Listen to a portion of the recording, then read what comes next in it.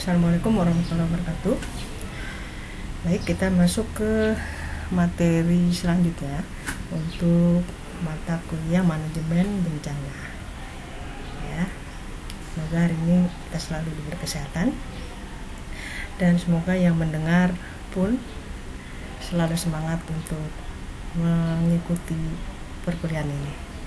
Oke ya, kita masuk ke materi mengenai pencegahan dan pengendalian penyakit menular pada keadaan darurat bencana. Dengan sub materi yaitu metode pengendalian penyakit menular pada bencana atau ketika bencana. Nah, situasi bencana sebagaimana kita ketahui sebelumnya sudah dapat ya materi ini tentang bagaimana sebuah bencana itu terjadi, apa saja jenis-jenis bencana. Nah, di sini ada beberapa bencana yang bisa kita lihat seperti gempa bumi, tsunami, gunung meletus, kejadian banjir, kebakaran, ya, dan seterusnya. Termasuk juga dengan kerusuhan massal, itu masuk kepada situasi bencana. Nah, situasi ini akan menyebabkan timbulnya korban, baik korban meninggal maupun korban yang masih hidup. Nah, fokus kita itu pada korban yang ada ya, korban yang bertahan. Dalam hal ini mereka-mereka yang masih bernapas. Kalau yang udah meninggal berarti udah tidak masuk dalam kategori ini ya. Jadi korban yang tidak meninggal ini tentunya tidak bisa lagi menempati tempat yang semula mereka tempati, sehingga mereka akan berada di pengungsian. Nah, kondisi ini sangat rentan, terutama dari kita tinjau dari segi status kesehatan. Nah, penyakit menular itu sendiri akan terjadi itu disebabkan karena adanya kerusakan lingkungan dan pencemaran. Jadi sebagaimana kita ketahui, kalau di suatu wilayah terjadi suatu bencana, saya ambil mengenai banjir aja misalnya ya. Nah, ini tentunya akan terjadi kerusakan lingkungan dan pencemaran, sehingga jumlah pengungsi yang banyak menempati suatu ruangan yang sempit, sehingga harus berdesakan. Nah, ini adalah permasalahan di pengungsian. Nah, selanjutnya di tempat pengungsian pun kadang tidak memenuhi syarat-syarat kesehatan ya, keterbatasan air bersih, ya, jumlah kuantitas maupun kualitasnya yang tidak memenuhi syarat. Kemudian kita juga banyak menemui pengungsi-pengungsi yang memiliki resiko tinggi seperti balita ya, ibu hamil maupun ibu-ibu yang sudah bapak-bapak yang berusia lanjut. Nah, pengungsian pada daerah endemis penyakit menular misalnya itu semakin menjadi menambah beban berat ya, jadi dekat dengan sumber pencemaran dan lain-lainnya. Nah, potensi munculnya penyakit menular ini erat kaitannya dengan faktor risiko. Faktor risiko yang bagaimana? Itu faktor risiko yang ada di lokasi pengungsian. Nah, misal gempa ya, itu akan berbeda faktor risikonya pada tempat yang terjadi bencana seperti kerusuhan massal. Nah, seperti itu ya. Jadi ada kekhasan dari masing-masing bencana tersebut. Nah, baik. Kita fokus ke penyakit menular. Jadi penyakit menular ini merupakan masalah yang perlu mendapat perhatian besar. Kenapa? Karena penyakit menular berpotensi untuk menimbulkan KLB penyakit menular pada periode pasca bencana. Oke ya. Nah, penyakit menular itu sendiri ada dua macam, yang langsung maupun yang tidak langsung. Nah, keduanya ini merupakan faktor risiko yang memungkinkan terjadinya penularan, bahkan bisa menyebabkan KLB penyakit. Nah, untuk tahapan dalam pengendalian penyakit menular di pengungsian, di tempat pengungsian, yang harus diperhatikan ada 3 hal. Yang pertama adalah pengkajian atau asesmen. Pengkajian ini harus cepat, rinci, dan memperhatikan masa pemulihan. Yang kedua adalah penentuan prioritas program, dan yang ketiga adalah penentuan strategi pengendalian. Nah, untuk rapid assessment sendiri pada tahap awal bencana, kondisi kedaruratan sebelum muncul ya, itu sudah harus dipersiapkan terlebih dahulu, disesuaikan dengan perkembangan kondisi. Jadi pada tahap awal itu sudah ada pengkajian cepat. Kemudian pada tahap setelah terjadi bencana ya, pada kondisi kedaruratan, maka ini harus segera dibuat keputusan yang cepat. Nah, tidak bisa tidak, kita harus berkonsultasi dengan pemerintah atau jajaran administrasi setempat ataupun organisasi yang ada di wilayah tersebut. Jadi tidak bisa kita bergerak sendiri, tapi harus dibantu dengan berbagai jaringan.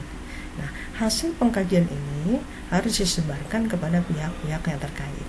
Dan hal ini persiapan nantinya untuk mobilisasi ketenagaan dan sumber daya lainnya. Nah, kalau kita perlu misalnya seorang ahli untuk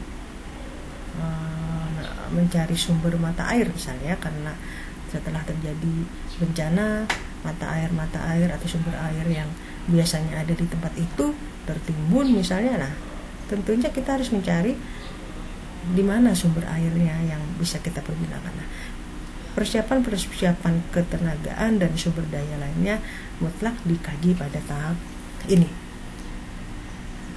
Masuk ke pengkajian rinci. Nah, setelah ada informasi dan data yang diperoleh dari pengkajian sebelumnya, maka dilakukan perencanaan yang menyeluruh dan terfokus. Nah, informasi rinci itu apa aja? Kita harus merinci karena ini kaitannya dengan penyakit menular, maka harus ada data mengenai beban penyakit menular serta faktor-faktor penyerta, serta yang paling penting juga adalah trauma psikologis apa yang ada di daerah tersebut, apa yang terjadi di sana. Nah, kemudian hasil pengkajian ini dikomunikasikan kepada organisasi terkait sehingga mereka dapat berpartisipasi, berkoordinasi, dan dapat secara cepat melakukan hal-hal yang diperlukan. Oke ya, ini informasi dasar yang diperlukan dalam perencanaan program pengendalian penyakit menular. Yang pertama adalah kondisi demografi populasi korban bencana. Di mana? Apakah di gunung? Apakah di daratan? Nah, itu harus informasinya harus jelas ya, di mana terjadinya bencana tersebut. Kemudian kita juga harus mengetahui angka tahunan insiden penyakit menular di tempat asal. Misal di daerah tersebut tidak pernah terjadi kasus malaria misalnya. Nah, itu angka yang kita peroleh sebelum penyakit menular itu ada di sana. Namun setelah terjadi bencana, tentunya angka tahunan insiden penyakit menular ini akan diperhitungkan ya. Oh, ternyata karena breeding place dari Anopheles misalnya sudah tidak ada lagi, sehingga Anopheles turun ke wilayah yang sedang ada bencana, bisa jadi ya. Nah, itu adalah angka-angka insiden penyakit yang harus diperoleh sebagai bagian dari informasi dasar. Selanjutnya, untuk latar belakang budaya tempat asal dan tempat pengungsian juga harus diperhatikan. Kenapa ini perlu diperhatikan? Karena saya ambil contoh aja misalnya, budaya di tempat asal mengatakan terbiasa untuk mengambil makanan misalnya dengan menggunakan daun misalnya ya, latar belakang budaya di sana daun. Tiba-tiba kita dengan tidak memperhatikan budaya tempat asal dan tempat pengungsian, mengambil misalnya tempat makan misalnya yang dari styrofoam misalnya, tentunya ini bisa berdampak mereka menjadi kebingungan dengan penggunaan. Nah, itu contoh kecil ya, contoh kecil. Jadi dimanapun budaya, dimanapun latar belakang budaya yang terjadi bencana, kita harus tetap memperhatikan. Ada hal yang menarik, misal ya, tahu ini ya, tempat tong drum dari besi misalnya ya, drum. Pada sebagian wilayah, drum itu digunakan untuk tempat penampungan air. Nah, pada saat bencana kita merekomendasikan drum itu sebagai tempat untuk penampungan limbah kotoran manusia, misalnya ekstrak. Nah, tentu itu akan menjadi penolakan. Kenapa? Karena mereka menganggap drum itu adalah tempat yang khusus untuk air bersih, bukan untuk tempat yang kotor-kotor. Nah, ini yang harus dipelajari ya, bagaimana latar belakang budaya di tempat asal yang dimana terjadi bencana ya, dimana terjadi bencana. Dan yang terakhir adalah kebijakan pengendalian penyakit menular di tempat terjadinya bencana tersebut. Tentunya kebijakan di antara daerah itu akan berbeda sesuai dengan kebijakan dari pemerintah masing-masing, pemerintah daerah atau pemerintah kota di mana bencana tersebut terjadi. Oke ya.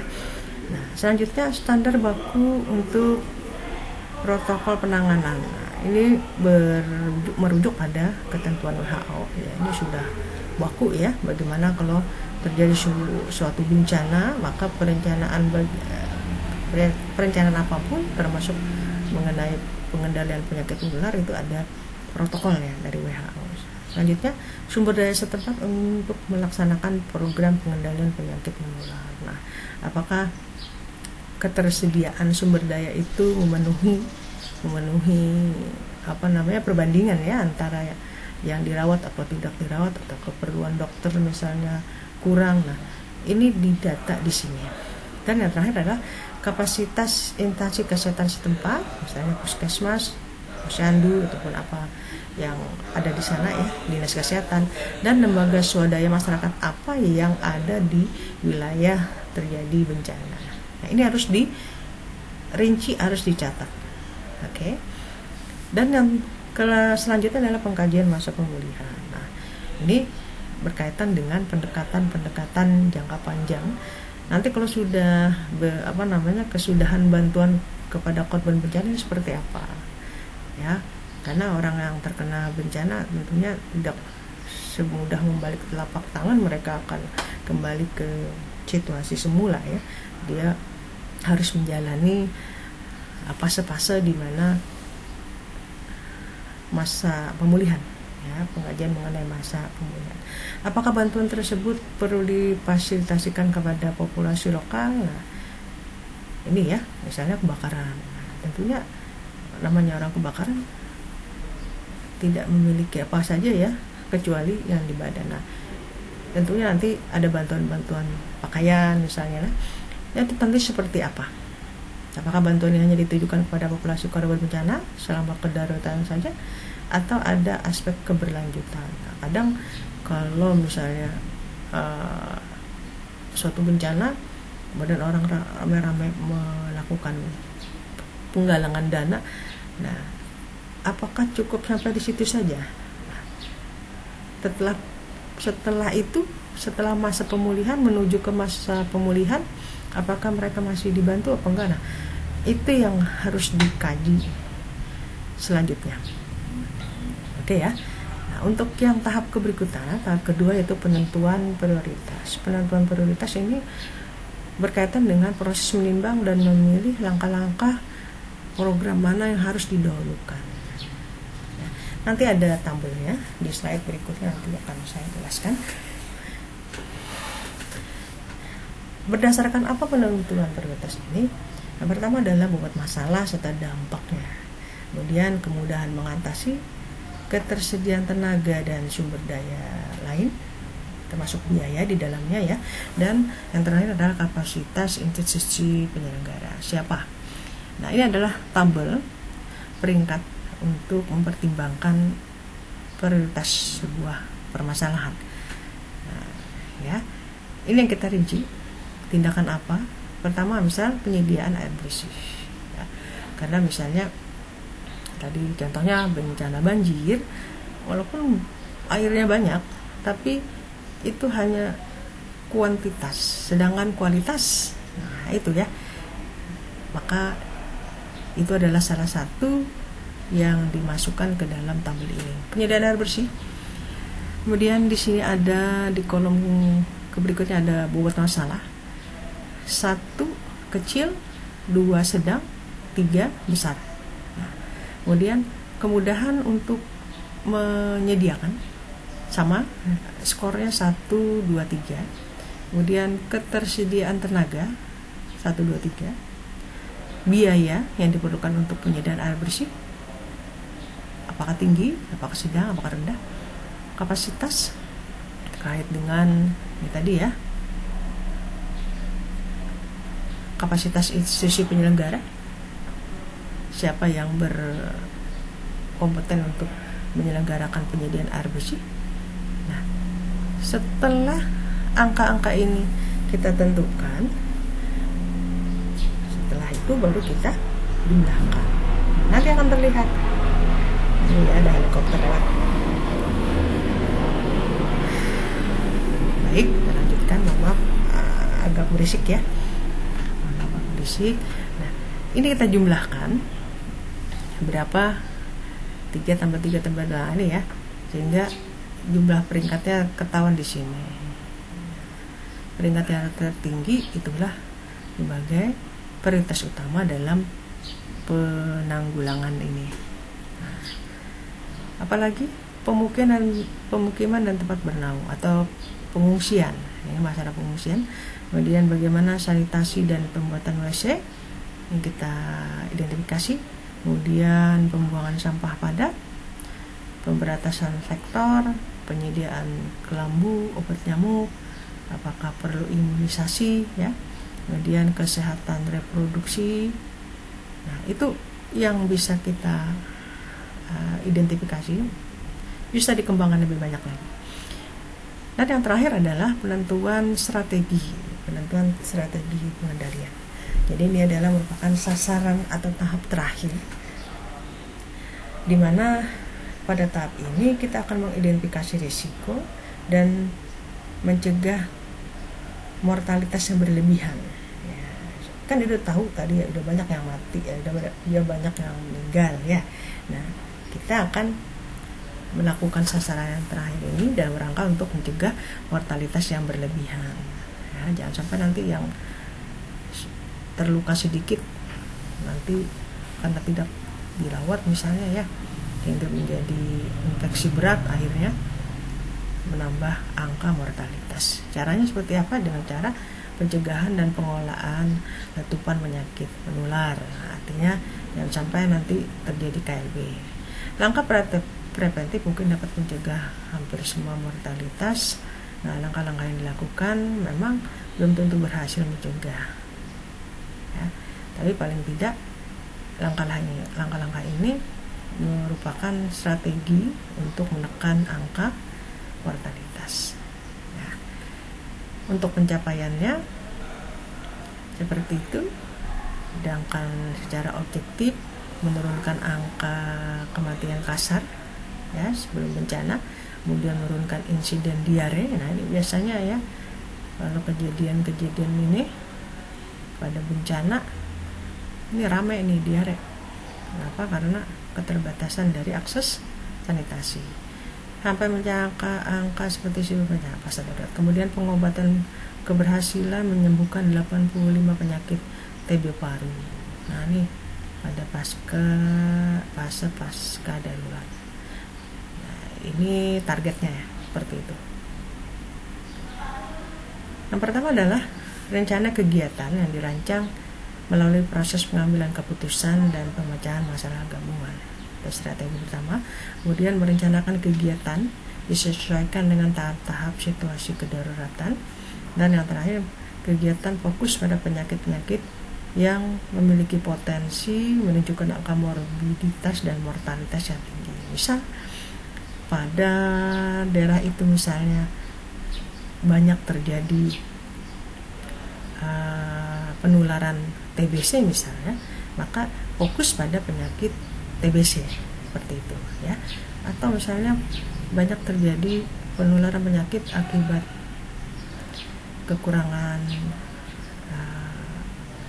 kekurangan air misalnya ya, kudis misalnya, semacam penyakit menular, atau kurap, panu. Bisa seperti itu ya. Jadi penyakit-penyakit yang potensinya menunjukkan angka morbiditas atau kesakitan maupun mortalitas yang tinggi itu menjadi fokus kegiatan.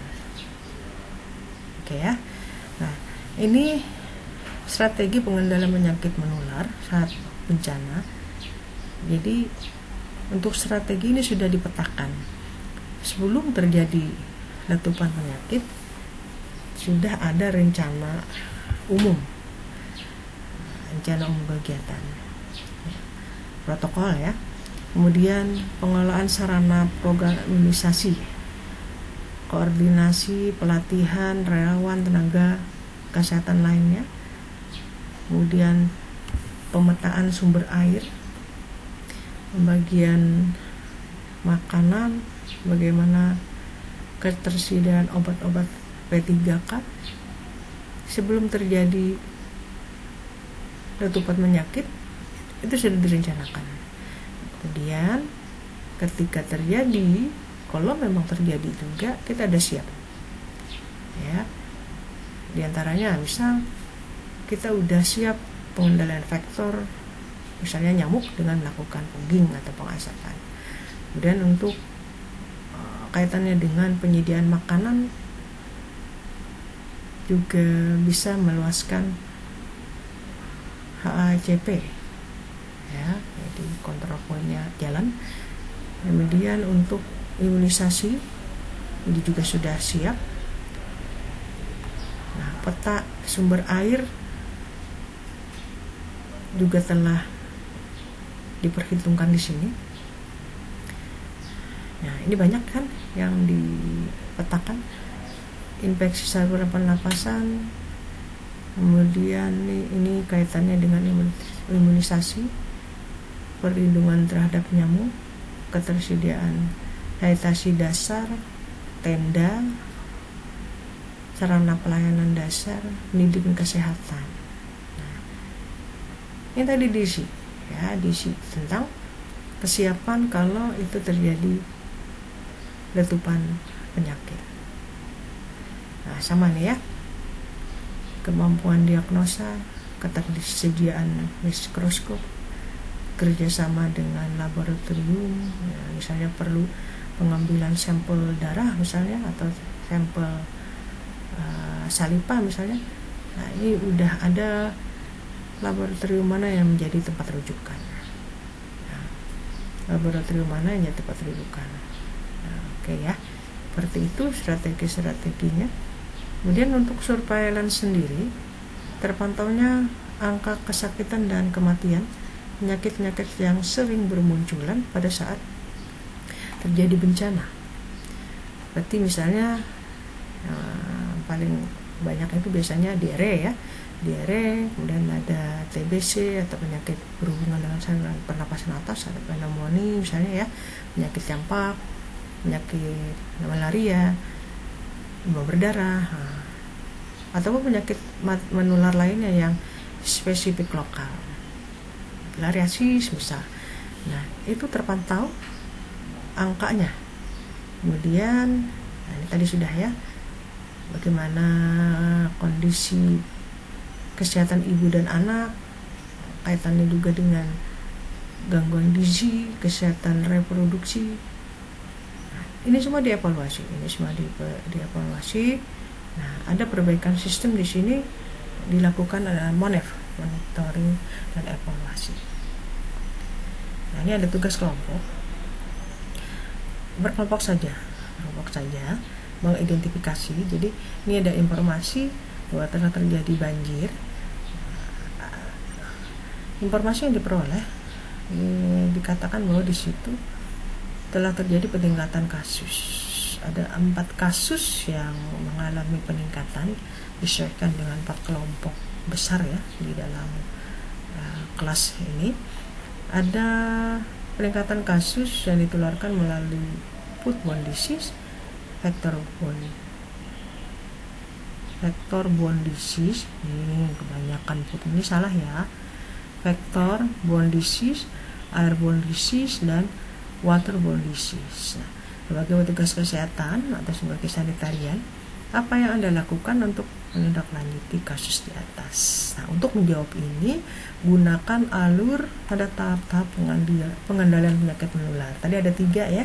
Nah, tahap-tahap itu tolong diikuti, sesuaikan dengan kasus. Misal foodborne disease misalnya, kelompok 1 misalnya dapat tugas mengenai foodborne disease, maka gunakan alur pada tahap-tahap pengendalian penyakit menular. Ada 3 tadi ya, assessment, itu tadi, sampai prioritas, sampai strategi. Bagaimana strateginya? Seperti itu. Nanti dikumpulkan 1 minggu setelahnya. Ya, oke. Tidak ada pertanyaan atau ada pertanyaan yang mau ditanyakan lebih lanjut, bisa di WA group ya. Kita akan diskusi di sana. Terima kasih atas perhatiannya. Salam sehat. Assalamualaikum warahmatullahi wabarakatuh.